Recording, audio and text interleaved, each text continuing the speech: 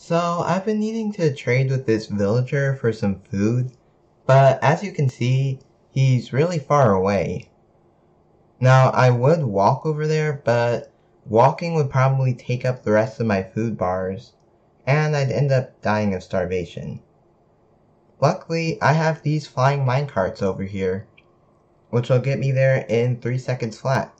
So if I just hop into one of them, hold a warped fungus on a stick, then just fly over there. And now I can finally receive my beef and pork chop that I've been needing in this villager. Oh, are you kidding me? It's unemployed? Well, guess I'll starve.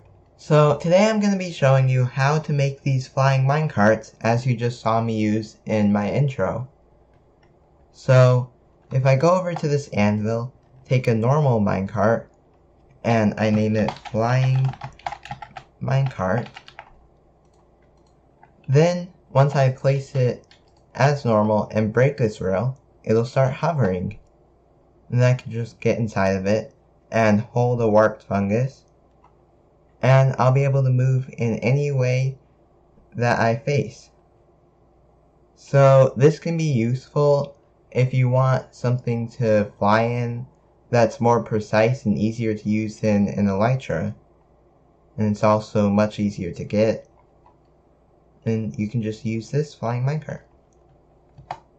So basically this was made by using these 3 commands, which I'll now show you.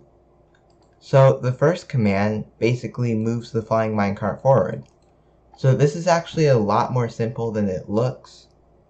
So what it does is, first it'll execute as everyone who is holding a warped fungus on a stick and is writing something. So it'll execute at its position, 0.3 blocks above its position, and next it'll check if the block it's at is air, and if it is, it will teleport all minecarts that are 1 block away from it and that are named flying minecart 7 blocks ahead of it. So basically how this works is, basically this part where it teleports all flying minecarts and when it checks what entity the player is writing, this command is basically assuming that the player is writing the minecart named flying minecart. So the next command is very similar to the first one, and it'll check any players that are inside a flying minecart, and if the block is air, it will give the player an effect. It'll give it the resistance effect. So this is basically to prevent players from dying from like crash lands and stuff, because if the minecart goes into the ground before the command can teleport it back up, what Minecraft will do is it'll take the highest point that you flew in the minecart and calculate your fall damage from that, which usually will end up killing you.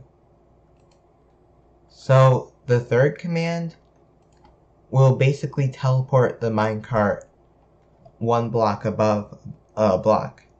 So it'll check for every minecart that's named flying minecart at its position and check if the block under it is not air, and if that's true, it will teleport it 0.1 blocks above it. So basically it'll keep doing this command until the block below it is air.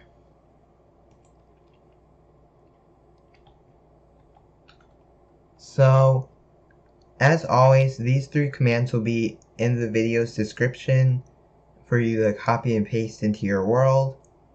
Make sure that this one is a repeat command, always active. These 2 are chain commands, always active.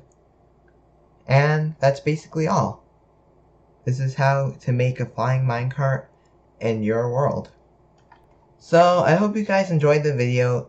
As always, don't forget to like and subscribe, and I'll see you guys next time.